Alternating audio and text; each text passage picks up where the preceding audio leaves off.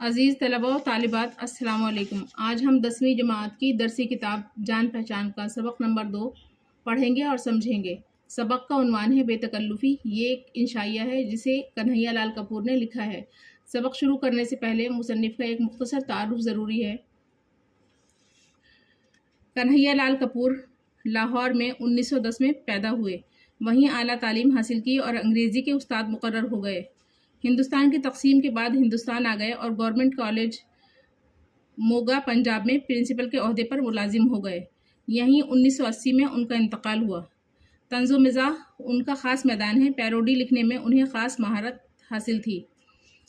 ज़िंदगी के आम तजुर्बों से मिज़ाह पैदा कर लेना उनकी एक ख़ास पहचान है। नोके नश्तर बालों पर नरम गर्म गर्दे कारवां, नाजुक ख्यालियाँ, नए शगुफ़े, संगो खिश्त, शीशा व त्याशा और कामरेड शेख चिल्ली उनकी मशहूर किताबें हैं। ये कन्हैया लाल कपूर का मुख्तसर सा तारुफ था। अब हम सबक शुरू करते हैं। कहने को तो उस्ताद ज़ौक़ फरमा गए, ए ज़ौक़ तकल्लुफ़ में है तकलीफ़ सरासर, लेकिन ये गौर न फरमाया कि अगर तकल्लुफ़ में तकलीफ़ है तो बेतकल्लुफ़ी में कौन सी राहत है। तजुर्बा शाहिद है कि वो तकल्लुफ़ भी जिसकी बेराज पहले आप है, बेतकल्लुफ़ी से बदरजहा बेहतर है। फ़र्ज़ कीजिए अगर आप जहन्नम के दरवाजे पर खड़े हैं और जहन्नम का दारोगा आपसे कहता है तशरीफ़ ले चलिए, और आप मुस्कुराकर नहायत लजाजत से अर्ज़ करते हैं जी पहले आप, तो ऐन मुमकिन है कि आपके हुस्न अखलाक से मरूब होकर आपको जहन्नम की बजाय जन्नत में भिजवा दे। इसके बरक्स अगर आपकी दारोगा जन्नत से बेतकल्लुफ़ी है तो हो सकता है कि हंसी मजाक में वो आपको बाग़े बहिश्त की किसी नहर में इतने गोते दिलवाए कि आपको छठी का दूध याद आ जाए। ये सबक उस्ताद ज़ौक़ के मिसरे से शुरू होता है। ए ज़ौक़ तकल्लुफ़ में है तकलीफ़ सरासर, यानी तकल्लुफ़ में तकलीफ़ है, परेशानी ही परेशानी है। लेकिन उन्होंने ये गौर नहीं किया कि तकल्लुफ़ में अगर परेशानी है तो बेतकल्लुफ़ी में भी कोई आराम नहीं है। तजुर्बे से पता चलता है कि तकल्लुफ़ बेतकल्लुफ़ी से बहुत बेहतर है। फिर इस बात को मुसन्निफ़ मिसाल के ज़रिए इस तरह समझाते हैं कि मान लीजिए कि आप जहन्नम के दरवाजे पर खड़े हैं और जहन्नम का दारोगा आपसे अंदर चलने को कहे, तो आप नहायत खुश अखलाक़ी से कहें कि पहले आप चलें, तो हो सकता है कि आपके अखलाक से मुतासिर होकर वो आपको जहन्नम के बजाय जन्नत भिजवा दे। इसके बरक्स अगर जन्नत के दारोगा से आपकी बेतकल्लुफ़ी है तो हो सकता है कि वो आपको जन्नत की किसी नहर में इतनी डुबकियाँ दिलवाए कि आप बेहद परेशान हो जाएं और आपको छठी का दूध याद आ जाए। तकल्लुफ़ का सबसे बड़ा फ़ायदा यह है कि हींग लगती है न फिटकरी, और ज़ाहिरदारी जूँ की तूँ कायम रहती है। मसलन आपके घर कोई साहब तशरीफ़ लाए हैं, आप कहते हैं कुछ मंगवाऊँ आपके लिए, और वो फरमाते हैं अजी साहब तकल्लुफ़ मत कीजिए, चाय पियेंगे? शुक्रिया, अभी पी है। सोडा मंगवाऊँ? नहीं साहब, आप तो ख्वाह तकल्लुफ़ करते हैं। शरबत पीजिएगा? वाह साहब, आप तो फिर तकल्लुफ़ पर उतर आए। ठंडा पानी पीजिए? अच्छा साहब, अगर आप इसरार करते हैं तो पी लेंगे। अब अगर इन्हीं हज़रत से आपकी बेतकल्लुफ़ी हो तो आपको कितनी ज़हमत उठानी पड़े। खाना खाएंगे आप? हाँ हाँ ज़रूर खाएंगे, लेकिन खाना खाने से पहले चाय पियेंगे। चाय मंगवाऊँ? ज़रूर मंगवाइए, लेकिन पहले सिगरेट पिलाइए। चाय के साथ क्या खाइएगा? अम्मा यार, तुम्हें मालूम तो है, पाव भर गाजर का हलवा, 2 आमलेट, 4 टोस्ट, 6 समोसे, 10-12 क्रीम रोल, और हाँ एक आध केक हो जाए तो सुभान अल्लाह, लेकिन जल्दी कीजिए। तकल्लुफ़ का सबसे बड़ा फ़ायदा यह है कि बग़ैर किसी मेहनत के ज़ाहिरदारी बरकरार रहती है। इस बात को मिसाल के ज़रिए वो इस तरह समझाते हैं कि अगर कोई साहब आपके घर आएँ और जब आप उनसे खाने पीने के लिए पूछें तो वो तकल्लुफ़न इनकार कर देते हैं। अब अगर उन्हीं साहब से आपकी बेतकल्लुफ़ी हो तो आपको बड़ी ज़हमत उठानी पड़ेगी, और आपने अगर उनसे खाने पीने का पूछ लिया तो वो खाने के साथ साथ दूसरे लवाज़िमात की भी एक लंबी फ़हरिस्त बता देंगे। बेतकल्लुफ़ी में यूँ तो हज़ारों क़बाहतें हैं, लेकिन सबसे बड़ी ये कि बसा औक़ात उसके तुफ़ैल आपको सख्त ख़िफ़्फ़त उठानी पड़ती है। आप चंद मुअज़्ज़ज़ अशख़ास से निहायत आलिमाना अंदाज़ में किसी मसले पर गुफ्तगू कर रहे हैं कि कोई साहब दरवाज़े पर इस तरह दस्तक देते हैं गोया दरवाज़ा तोड़कर ही दम लेंगे। 2-1 मिनट दरवाज़ा खटखटाने के बाद बुलंद आवाज़ में चिल्लाना शुरू कर देते हैं, अबे कहाँ है? दरवाज़ा खोल। अबे नाहंजार, सुनता नहीं? हम कब से चिल्ला रहे हैं। अरे कोई है? सब मर गए क्या? कमरे में दाखिल होते ही वो आपके अहबाब पर निगाह गलत अंदाज से डालते हैं और निहायत मतानत से कहते हैं, माफ़ कीजिएगा साहब, मेरी इनसे ज़रा बेतकल्लुफ़ी है। बेतकल्लुफ़ी में ऐसे तो बहुत सी बुराइयां हैं, लेकिन सबसे बड़ी ये कि बाज़ मरतबा इसकी वजह से आपको सख्त शर्मिंदगी उठानी पड़ती है। آپ چند معزز لوگوں کے ساتھ کسی سنجیدہ مسئلے پر گفتگو میں مصروف ہیں اور تبھی آپ کا ایک بے تکلف دوست اس طرح سے دروازے پر دستک دیتا ہے گویا دروازہ ہی توڑ دے گا. اسی کے ساتھ چیخ و پکار اور گالی گلوچ بھی شروع کر دیتا ہے. پھر یہ اندر آ کر احباب کو دیکھ کر یہ عذر کرتا ہے کہ میری ان سے ذرا بے تکلفی ہے. یا کبھی ایسا ہوتا ہے کہ آپ دو بے تکلف دوستوں کے درمیان کچھ اس طرح گھر جاتے ہیں کہ نہ پائے رفتن نہ جائے ماندن. کبھی کبھی ایسا ہوتا ہے کہ آپ دو بے تکلف دوستوں کے درمیان کچھ اس طرح گھر جاتے ہیں کہ مطلب نہ بھاگ پاتے ہیں اور نہ ہی ٹھہرنے کی جگہ ہوتی ہے نہ بھاگنے کی جگہ. ان میں ایک دوسرے کو نہایت غلیظ گالی دیتا ہے اور آپ کی طرف عفو طلب نظروں سے دیکھتے ہوئے کہتا ہے برا نہ مانیے گا. ان میں سے ایک دوسرے کو نہایت غلیظ گالی دیتا ہے یعنی نہایت گندی گالی دیتا ہے اور آپ کی طرف معافی طلب نظروں سے دیکھتے ہوئے کہتا ہے کہ برا مت مانیے گا. دوسرا جواب میں اسی طرح کی گالی دیتے ہوئے کہتا ہے معاف کیجیے گا، ہم بہت دنوں بعد ملے ہیں. اس معذرت کے بعد گالیوں کا وہ سلسلہ شروع ہو جاتا ہے کہ آپ کو بے ساختہ اس بے تکلفی کی داد دینا پڑتی ہے. ناولوں میں بے تکلف دوستوں کی بڑی دلچسپ مثالیں ملتی ہیں. ٹھیکرے ایک کردار کا ذکر کرتے ہوئے لکھتا ہے کہ یہ صاحب جس دوست کے پاس ٹھہرتے تھے رخصت ہوتے وقت اس سے ایک قمیض ضرور مستعار لیا کرتے تھے، یعنی اس سے ایک قمیض ضرور ادھار مانگ لیتے تھے. ہمارے ایک دوست اس معاملے میں ٹھیکرے کے اس کردار سے بھی بازی لے گئے ہیں. وہ صرف قمیض پر اکتفا نہیں کرتے، مطلب وہ صرف قمیض پر ہی بس نہیں کرتے، ساری پوشاک کا مطالبہ کرتے ہیں. عموماً ٹیکسی میں سوار ہو کر ہمارے یہاں تشریف لاتے ہیں اور کمرے میں داخل ہوتے ہی فرماتے ہیں 5 روپے کا ایک نوٹ نکالیے ڈرائیور کو دفع کر دوں. یعنی کرایہ بھی انہی سے مطلب لیتے ہیں، جن کے پاس آتے ہیں ان سے کرایہ بھی لیتے ہیں. ڈرائیور کو دفع کر لو پھر باتیں کریں گے. یہ حضرت ہمیشہ ہماری عدم موجودگی میں واپسی کا کام کرتے ہیں، یعنی ہم جب موجود نہیں ہوتے ہماری غیر موجودگی میں وہ واپس ہو جاتے ہیں اور ودا ہوتے وقت نوکر سے کہہ جاتے ہیں، یعنی واپس ہوتے وقت وہ کیا کرتے ہیں نوکر سے کہہ جاتے ہیں وہ آئیں تو انہیں کہہ دیجیے گا کہ میں ان کا گرم کوٹ، خاکی ٹائی اور کالی پتلون ساتھ لے جا رہا ہوں، چند دن استعمال کر کے واپس کر دوں گا. ہمارے ایک اور بے تکلف دوست ہیں، وہ جہاں کہیں ہم سے ملتے ہیں مسافرہ کرنے کے بجائے بار بار بغل گیر ہو کر بے تکلفی کا اظہار کرتے ہیں. یعنی ان کے ایک اور بے تکلف دوست ہیں جن سے ان کی بہت بے تکلفی ہے، کوئی تکلف کا معاملہ نہیں ہے. تو وہ جو ہے جہاں کہیں بھی ملتے ہیں تو ان سے مسافہ کرنے کے بجائے وہ مسافہ نہیں کرتے بلکہ ان سے بار بار بغل گیر ہوتے ہیں اور اس طرح سے وہ اپنی بے تکلفی کا اظہار کرتے ہیں. ایک بار انارکلی میں ملاقات ہوئی. بازار کے بیچ انہوں نے یہ عمل جو دہرانا شروع کیا تو راہگیر دانتوں میں انگلیاں داب کر رہ گئے. بازار کے بیچ میں وہ جو بار بار بغل گیر ان سے ہونے لگے تو راہگیر بھی دیکھ کے حیرت میں پڑ گئے. ہر 2 منٹ کے بعد بغل گیر ہو کر کہتے بھائی خوب ملے یار، حد ہو گئی. وہ اس انداز سے مجھے اپنے بازوؤں کے شکنجے میں کس رہے تھے گویا برسوں بعد ملے ہیں. اور وہ اس طرح سے انہیں اپنے بازوؤں کے شکنجے میں کس رہے تھے، وہ اپنے بازوؤں میں لے رہے تھے انہیں اس طرح جیسے بہت دنوں بعد ملے ہوں. حالانکہ اس ملاقات سے صرف 2 دن پہلے مال روڈ پر ملے تھے اور وہاں بھی انہوں نے اسی قسم کی گرم جوشی کا مظاہرہ کیا تھا اور 2 دن پہلے بھی وہ اسی طرح گرم جوشی سے ان سے مل رہے تھے. بے تکلف دوست کی تو وہی مثال ہے کہ اسے وبال جان سمجھتے ہوئے بھی آپ وبال جان نہیں کہہ سکتے. تو یہ یہاں پہ کہہ رہے ہیں کہ بے تکلف دوست کی مثال ایسی ہے کہ اسے ہم وبال جان سمجھتے ہیں، یعنی مصیبت کے لیے، اپنی جان کے لیے پریشانی کا سبب سمجھتے ہیں، لیکن پھر بھی ہم یہ بات کہہ نہیں سکتے. اگر اس کے جی میں آئے تو آدھی رات کو آپ کے گھر آ دھمکے اور نہ صرف لذیذ کھانے کا مطالبہ کرے بلکہ کہے کہ سوئیں گے بھی یہیں اور سوئیں گے بھی آپ کے ساتھ. اور اس سے کچھ بھی بعید نہیں ہے، اس سے وہ یہ بھی کر سکتا ہے کہ وہ رات کو آپ کے گھر آ جائے بے تکلف دوست اور پھر آپ سے نہ صرف اچھے کھانے مانگے، اچھے کھانے کے لذیذ کھانے کا مطالبہ کرے، اچھے کھانے کا مطالبہ کرے اور پھر کہے کہ آپ کے ساتھ ہی سوئیں گے اور آپ ہی کے گھر سوئیں گے اور آپ ہی کے ساتھ سوئیں گے. دوپہر کے وقت آپ سو رہے ہوں تو قینچی لے کر ازراہ مذاق آپ کی دونوں مونچھوں کا صفایا کر ڈالے. شدت درد سے آپ کراہ رہے ہوں تو بدتمیزی سے آپ کا منہ چڑھانا شروع کر دے. دوپہر کے وقت اگر جیسے آپ آرام کر رہے ہیں تو وہ قینچی لے کر آپ کی دونوں مونچھیں صاف کر دے اور آپ درد کی زیادتی کی وجہ سے، شدت کی وجہ سے اگر آپ کراہنے لگیں تو وہ آپ کا منہ چڑھانا شروع کر دے. بعض اوقات بے تکلف احباب ایسی حرکات کے مرتکب ہوتے ہیں کہ بے ساختہ پکار اٹھتے ہیں ہائے تکلف ہائے تکلف.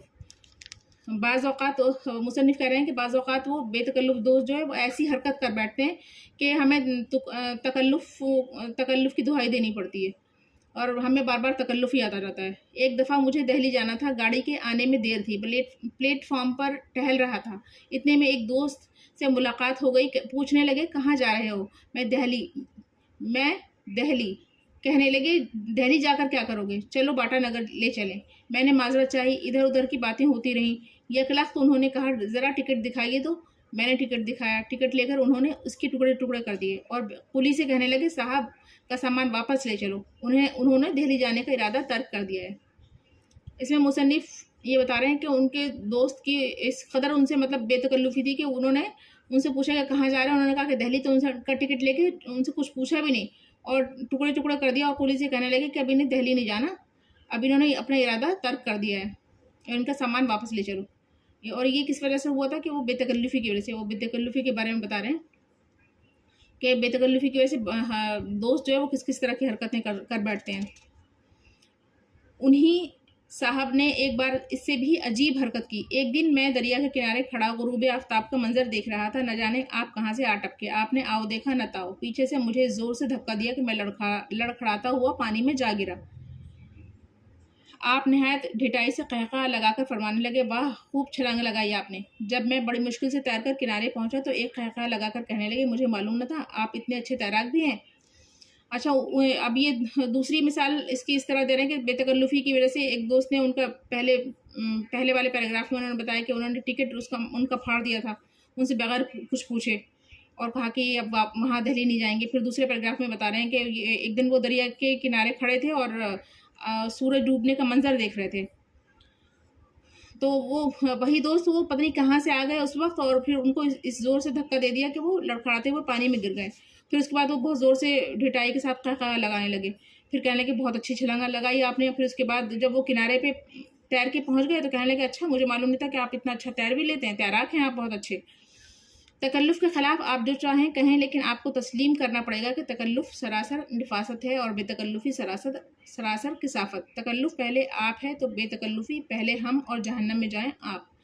تکلف گز بھر لمبا گھونگھٹ ہے تو بے تکلفی گز بھر لمبی زبان۔ تکلف زیر لب مسکراہٹ ہے تو بے تکلفی خندۂ بے باک۔ تکلف کے خلاف آپ جو چاہیں کہیں، یہاں مصنف کریں کہ تکلف کے خلاف آپ جو چاہیں کہیں، جو بھی بولیں، جو بھی آپ کا خیال ہو، لیکن آپ کو یہ بات ماننی پڑے گی کہ تکلف جو ہے وہ وہی بہتر ہے، وہی عمدہ ہے، وہی اچھا ہے، وہی خوبی کے لائق ہے، کیونکہ بے تکلفی جو ہے وہ اس سے کیا ہوتا ہے کہ وہ سراسر کثافت اس کو کہہ رہے ہیں بے تکلفی کو، اور اس کی مثال اس طرح دے رہے ہیں کہ تکلف جو ہے وہ پہلے آپ ہے، یعنی کہ تکلف میں انسان پہلے دوسرے کا خیال رکھتا ہے، اور بے تکلف میں کیا کہتا ہے کہ پہلے تو ہم ہیں، پہلے ہمارا کام بن جائے، جہنم میں جائیں آپ چاہے جائیں پہاڑ میں، پہلے ہمارا کام بن جائے۔ تکلف پھر اس کو آگے اس طرح اس کو مثال سے سمجھا رہے ہیں وہ کہ تکلف کی وجہ سے گز بھر لمبا گھونگھٹ وہ ہے کس وجہ سے کرتا ہے انسان، تکلف کی وجہ سے، اور اگر بے تکلفی ہو تو پھر اس کی زبان بے سوچے سمجھے انسان بولے گا، اس کی گز بھر لمبی زبان کا اظہار ہوگا، اور کسی بھی طرح کی اوٹ پٹانگ بے تکی باتیں اور بس زبان بے سوچے سمجھے مطلب بولتی جائے گی۔ تکلف زیر لب مسکراہٹ ہے تو بے تکلفی خندۂ بے باک، اور اگر تکلف ہلکی سی مسکراہٹ ہے تو بے تکلفی کیا ہے، ایک بے باک قہقہا۔ اب اگر اس پر بھی استاد ذوق فرمائیں کہ تکلف میں سراسر تکلیف ہے تو ہم یہی کہیں گے کہ صاحب آپ کو بے تکلف دوستوں سے پالا ہی نہیں پڑا۔ یہاں آخر میں کہتے ہیں یہ مصنف کہ اگر استاد ذوق اس کے باوجود بھی، ان سب کے باوجود بھی یہ بتائیں کہ تکلف میں سراسر تکلیف ہے، تو ہم تو یہی کہیں گے کہ ان کو جو ہے وہ بے تکلف دوستوں سے ان کا واسطہ ہی نہیں پڑا، انہیں کبھی بے تکلف دوست ہی نہیں ملے۔ اب یہاں پہ یہ سبق ختم ہوتا ہے، جس کے بعد ہم الفاظ معنی دیکھیں گے۔ تکلف کا مطلب ہے تکلیف اٹھا کر کوئی کام کرنا، بناوٹ، ظاہرداری، دکھاوا۔ معراج کا مطلب ہے بلندی، اونچائی، شاہد، گواہ، راحت، آرام، آسائش، ناہنجار، بری چال چلنے والا، عفو طلب، معافی مانگنے والا، یک لخت، فوراً، اچانک، معذرت، عذر، مستعار، مانگا ہوا، ادھار لیا ہوا، اکتفا، کافی سمجھنا، کفایت کرنا، عدم موجودگی، غیر حاضری، کرم، عنایت، مہربانی، وداع، رخصت، جدائی، غروب، سورج یا چاند کا ڈوبنا، نفاست، خوبی، عمدگی، لطافت، کثافت، غلاظت، گاڑھ۔ سوال و جواب۔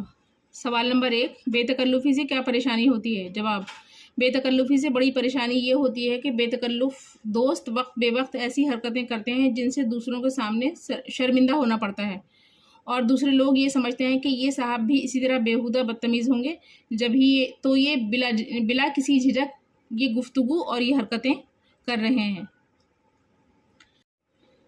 سوال نمبر 2، تھیکرے نے اپنے ایک کردار کی بے تکلفی کا ذکر کس طرح کیا ہے؟ جواب، تھیکرے نے اپنے ایک کردار کے متعلق یہ بتایا ہے کہ جب بھی وہ اپنے ایک دوست کے پاس ٹھہرتے تو جاتے وقت ان کی ایک قمیض ادھار لے جاتے کہ کچھ دن بعد واپس کر دیں گے۔ سوال نمبر 3، اے ذوق تکلف میں ہے تکلیف سراسر، اس مصرعے میں شاعر کیا کہنا چاہتا ہے؟ جواب، اس مصرعے میں شاعر یہ کہنا چاہتا ہے کہ تکلف کرنے میں اکثر نقصان ہوتا ہے۔ اس شعر کا دوسرا مصرعہ یہ ہے کہ آرام سے وہ ہیں جو تکلف نہیں کرتے، یعنی بے تکلفی کے ساتھ کھاتے پیتے ہیں، آمد و رفت میں بھی احتیاط نہیں کرتے، سر راہ اس طرح لوگوں سے ملتے ہیں جیسے سبھی ان جیسے ہوں، کسی کے گھر جاتے ہیں تو وہاں بھی بے تکلفی کا مظاہرہ کرتے ہیں۔ ظاہر ہے کہ ان لوگوں کو اس طرح کچھ کرنے سے آرام ملتا ہے، مگر دوسرے لوگ ان حرکتوں سے پریشان ہو جاتے ہیں۔ بے تکلفی ایک حد تک اچھی ہے، اسی طرح سراسر تکلف بھی بسا اوقات نقصان دہ ثابت ہوتا ہے۔ اب آخر میں ہم مضمون کا خلاصہ بھی آپ کو بتائیں گے۔ مضمون کا خلاصہ، اس مضمون میں مصنف نے تکلف اور بے تکلفی کے اچھے برے اثرات کو دلچسپ اور پرلطف انداز میں بیان کیا ہے۔ بات استاد ذوق کے مصرعے سے شروع کی ہے کہ اے ذوق تکلف میں ہے تکلیف سراسر۔ اس کے بعد وہ بتاتے ہیں کہ تکلف کا سب سے بڑا فائدہ یہ ہے کہ ہینگ لگتی ہے نہ پھٹکری، اور ظاہرداری جوں کی توں برقرار رہتی ہے۔ مثلاً کوئی صاحب آپ کے گھر آئے اور آپ نے ان کی خاطر تواضع کے لیے یوں ہی پوچھ لیا کہ آپ کیا نوش فرمائیں گے، اور انہوں نے جواباً کہہ دیا کہ آپ تکلف مت کیجیے۔ ان کے اتنے کہنے پر پھر کچھ کھانے پینے کے لیے اصرار کیا تو وہ ذرا بے تکلف ہو کر کھانے پینے کی لمبی چوڑی فہرست بتا دیں گے۔ اس طرح بے تکلفی کا معاملہ ہے کہ اگر آپ کا کوئی دوست انتہائی بے تکلف ہے اور وہ آپ کے گھر آئے اور آپ اس وقت کچھ معزز لوگوں کے ساتھ سنجیدہ گفتگو کر رہے ہوں تو وہ بے تکلف دوست اس بات کا خیال نہ کرتے ہوئے ایسی اوٹ پٹانگ باتیں کریں گے کہ معزز حضرات کو آپ کو شک کی نگاہ سے دیکھنے لگیں گے۔ اس پر بے تکلف دوست فرمائیں گے کہ معاف کیجیے، میری ان سے ذرا بے تکلفی ہے۔ کبھی دو بے تکلف دوست اس طرح ملتے ہیں کہ غلیظ گالیوں سے نوازتے ہیں، اور بہت سے ناولوں میں ایسے بے تکلف کردار ملتے ہیں۔ تھیکرے نے ایسے ہی ایک کردار کے تعلق سے لکھا ہے کہ وہ بے تکلف دوست جب کبھی دوست کے گھر جاتا تو ٹیکسی کا کرایہ خود ادا نہیں کرتا بلکہ دوست سے لے کر ٹیکسی ڈرائیور کو دیتا، اور گھر سے جاتے وقت قمیض سوٹ ٹائی وغیرہ یہ کہہ کر لے جاتا کہ چند دن بعد واپس کر دوں گا۔ اس کے بعد مصنف نے بے تکلف دوستوں سے پہنچنے والی تکلیفوں اور نقصانات کا ذکر کرتے ہوئے بتایا ہے کہ تکلف سراسر نفاست ہے اور بے تکلفی سراسر کثافت، اور اگر آپ یہ بات تسلیم کریں تو پھر بقول مصنف ہم اتنا ضرور کہیں گے کہ آپ کو بے تکلف دوستوں سے پالا ہی نہیں پڑا۔ حاصل کلام یہ ہے کہ ضرورت سے زیادہ تکلف اور بے تکلفی دونوں ہی پریشانی کا سبب بن جاتے ہیں۔ اب یہیں پہ ہمارا یہ والا سبق نمبر 2 بے تکلفی ختم ہوتا ہے۔ اب انشاءاللہ جلدی ہی آپ سے اس کے بعد والے سبق میں ملاقات ہوگی۔